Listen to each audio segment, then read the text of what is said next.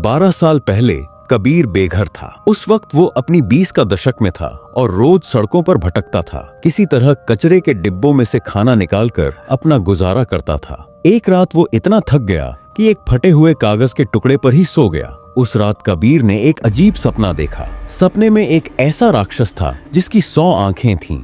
अचानक वो चीखते हुए नींद से जाग गया। उसे कुछ समझ नहीं आया कि क्या हो रहा है। फिर जब उसने धीरे धीरे आंखें खोलकर जब देखा तो पाया कि उससे थोड़ी दूरी पर एक अजनबी खड़ा था। कबीर डर गया। फिर वो अजनबी धीरे से आगे आया और कबीर की नाक के पास हाथ रखकर उसे छूने लगा। कबीर ने जोर से चिल्लाया। शायद उसकी आवाज सुनकर वो अजनबी भी डर गया। फिर पीछे हट गया। उसने हाथ जोड़कर कुछ अजीब सी भाषा में बुदबुदाना शुरू किया। कबीर ठीक से नहीं सुन पाया कि वो क्या कह रहा था, लेकिन ऐसा लग रहा था जैसे वो कह रहा हो कि वो दुनिया को अपनी आंखों से नहीं किसी और नजर से देखता है। वो आदमी किसी साधु जैसा दिख रहा था। अधखुली आंखें, रहस्यमयी चेहरा, और फिर बिना कुछ बोले कुछ मंत्र जैसा बुदबुदाते हुए चला गया। कबीर बेहद थका हुआ और भूखा था। उसमें सोचने की भी ताकत नहीं थी, तो वो दोबारा सो गया। अगले दिन कुछ और बेघर लोग आपस में कुछ बातें कर रहे थे। कबीर ने पूछा, क्या हुआ? जो उन्होंने बताया वो सुनकर उसके पैरों तले जमीन खिसक गई।